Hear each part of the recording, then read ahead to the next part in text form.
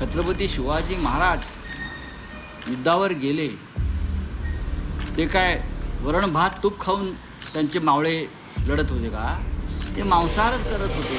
म्हणजे महाराष्ट्रात कोणताही राजकीय विषय निघाला की तो छत्रपती शिवाजी महाराजांवरती आणून सोडायचा आणि त्याच्यावरती राजकारण करायचं, काहीतरी वक्तव्य करायचं इतिहासाबद्दल. आणि मग या नेत्यांच्या सोकॉल्ड कार्यकर्त्यांना सुद्धा या नेत्यांनी सांगितलेलाच इतिहास खरा वाटतो आणि मग ते सुद्धा तेच बोंबलत सुटतात. पण खरी गोष्ट काहीतरी वेगळीच असते. इतिहासाबद्दल तुम्हाला किंवा मला काय वाटतं यावरती त्या इतिहासाचं अस्तित्व किंवा त्या इतिहासाची सत्यता ठरत नाही, तर इतिहासातले पुरावे किंवा इतिहासातला कागद काय म्हणतो याच्यावरती तो इतिहास किती खरा आणि किती खोटा हे ठरत असतं. मग नक्की महाराजांच्या जेवणाबद्दल इतिहासात काय लिहून ठेवलंय हे आपण आजच्या व्हिडिओमध्ये बघणार आहोत. आपल्या हिंदू धर्मामध्ये शाकाहारी सुद्धा सापडतात आणि मांसाहारी सुद्धा सापडतात. शाकाहार केला म्हणून तुमचं हिंदुत्व श्रेष्ठ ठरत नाही किंवा मांसाहार केला म्हणून तुमचं हिंदुत्व धोक्यात सुद्धा येत नाही. तुमचे शारीरिक श्रम कसे आहेत यावरती तुमचा आहार ठरत असतो. जे योद्धे होते किंवा ज्यांचं शारीरिक श्रम जास्त होतं ते कदाचित मांसाहार करत असतील. आता आपण महाराजांबद्दल येऊयात. महाराजांच्या आहाराबद्दल इतिहासात अनेक ठिकाणी लिखाण केलेले. ते लिखाण काय म्हणतंय? छत्रपती शिवाजी महाराजांचा इतिहास जाणून घेण्यासाठी सर्वात महत्त्वाचा जो सोर्स आहे ना तो आहे शिवभारत. कारण तो छत्रपती शिवाजी महाराजांच्या आदेशावरूनच लिहिलेला होता.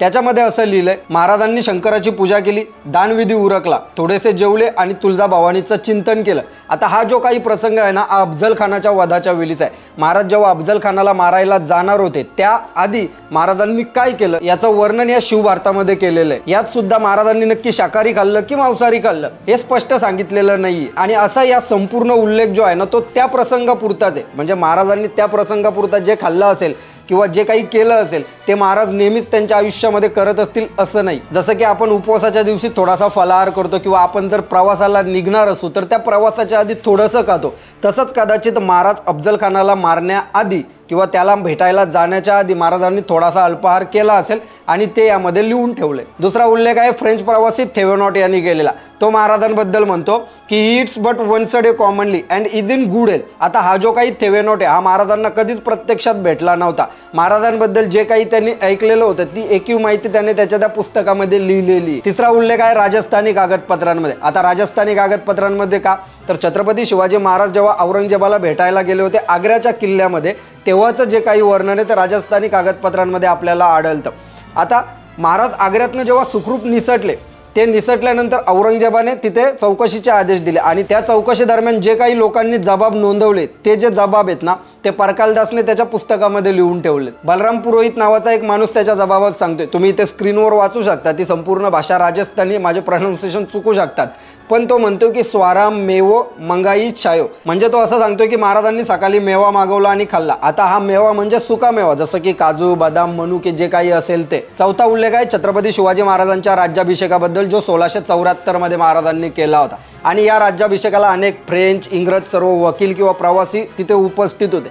मग त्यांनी जे काही वर्णन लिहून ठेवले त्या वर्णनाच्या आधारावरती एक डेनिस किंकॅड नावाचा प्रवासी होता. त्याने त्याच्या द ग्रेट रेबल या पुस्तकामध्ये लिहून ठेवलंय, we know that Shivaji himself only had 1 meal a day and that as the English complaint was only khichdi a sort of pulse and rice mix together and boiled in butter. म्हणजे शिवाजी महाराज एकदाच जेवत होते आणि ते सुद्धा खिचडी.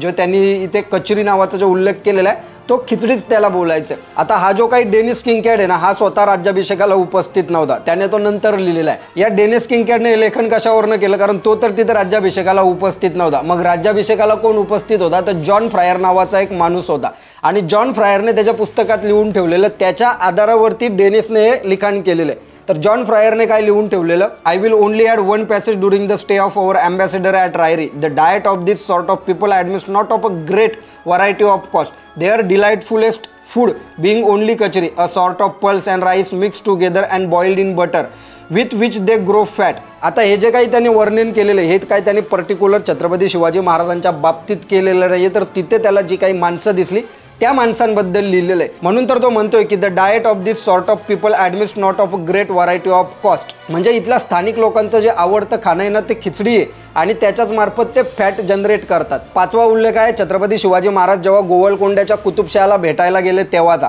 आणि या गोवलकोंड्यामध्ये महाराज तब्बल 1 महिना राहिलेले. याचं वर्णन सभासद बखरीमध्ये लिहिलेलं आहे. दुसऱ्या दिवशी मादन्नापती राजियास आपले घरास मेहमानीस नेले आणि आपले मातोश्रींच्या हाती पाक सिद्ध करून मादन्ना पंत आणि अकन्ना पंत जवळ बसून राजियास भोजन घातले आणि अलंकार वस्त्रे हत्ती घोडी देऊन स्थळास पोहोचविले. पातशहांनी मादण्णा पंथास बोलावून आणि मग जे काही पुढचं त्यांचं वर्णन असेल ते इथे काय लिहिलं की शिवाजी महाराजांनी मादण्णाच्या आईने जे काही जेवण बनवलेलं ते केलं. आता हे जे काही 2 मादण्णा आणि अकण्णा पंथ आहेत हे तर ब्राह्मण आहेत, म्हणजे ब्राह्मणाच्या घरी साहजिकच शाकाहारी जेवण मिळेल, तिथं काही मांसाहारी मिळणार नाही.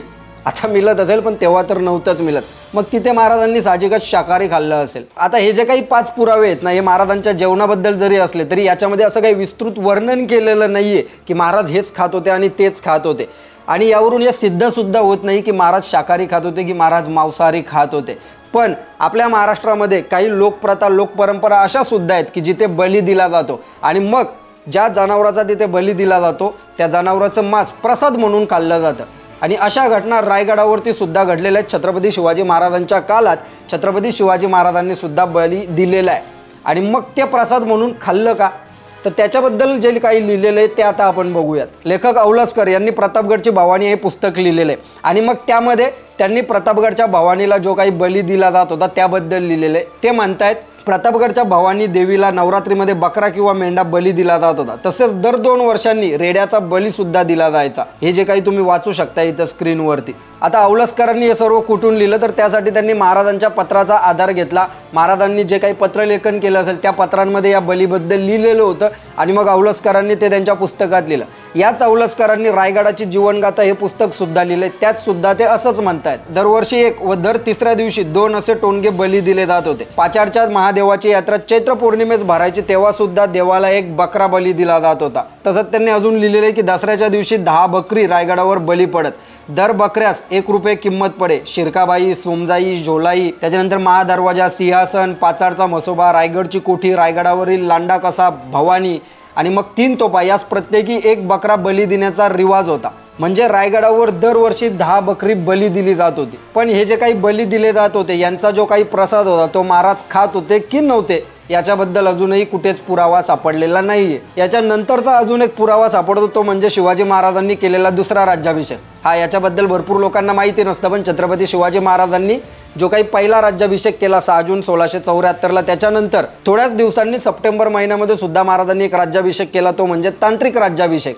आणि मग या तांत्रिक राज्याभिषेकाला महाराजांनी बली दिलाय. त्याबद्दल शिवराज्याभिषेक कल्पतरू या ग्रंथामध्ये लिहिलेले ते असं. हा शिवराज राज्याभिषेक कल्पतरू ग्रंथ आहे तो संपूर्ण संस्कृत भाषेमध्ये, त्याच्यामुळे त्याचं मराठी वर्णन असं आहे की शिवराय तलवार घेऊन राजसभेत आले, द्वाराच्या देवतांना बली देऊन राजाने संतुष्ट केले. त्याच्यानंतर असं आहे की सिंहासनाच्या 8 सिंहांना राजाने पशु बली दिले, सिंहासनाला बली देण्यात आला, रायगडाच्या पर्वताला बलिमंत्रासह अन्न अर्पण करण्यात आले. या संस्कृत ग्रंथात सुद्धा आपल्याला हेच समजतं की महाराजांनी बली दिलेले, पण त्या बलीचा प्रसाद म्हणून महाराजांनी सेवन केला हे कुठेच लिहिलेलं नाहीये. आता संपूर्ण व्हिडिओमध्ये आपण जे काही पुरावे बघितले महाराजांच्या जेवणाबद्दल, तर त्याच्यामध्ये कोणीच ठोस सांगत नाही की महाराजांनी शाकाहारी अन्न खाल्लं की महाराजांनी मांसाहारी अन्न खाल्लं. पण तरीसुद्धा विषय महाराजांचा असल्यानंतर आपल्याला असं वाटतं की हा बाबा महाराज काय खात असतील नाही का, तेवढं कुतूहल तर प्रत्येक मराठी माणसाला असतं.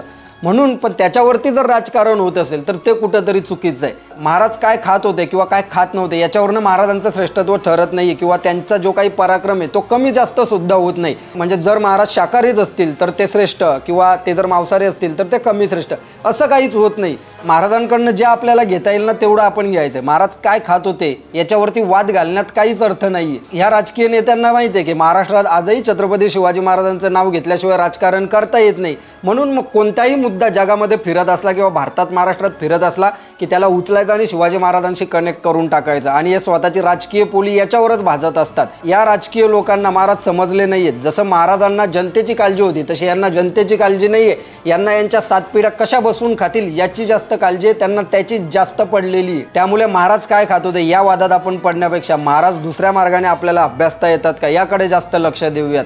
बाकी तुम्हाला ही व्हिडिओ कशी वाटली कमेंट बॉक्समध्ये नक्की सांगा. आणि तुम्हाला जर कोणी प्रश्न विचारला की महाराज नक्की शाकाहारी खात होते की मांसाहारी खात होते तर त्याला ही आपली व्हिडिओ डायरेक्ट शेअर करून टाका आणि म्हटलं बघ आणि तूच ठरव. जर हा व्हिडिओ तुम्हाला पटला असेल तर आपल्या मुक्काम पोस्ट महाराष्ट्र या यूट्यूब चॅनलला सबस्क्राईब करून ठेवा. पुन्हा एकदा भेटूयात नवीन व्हिडिओमध्ये. तोपर्यंत जय हिंद, जय महाराष्ट्र, वंदे मातरम.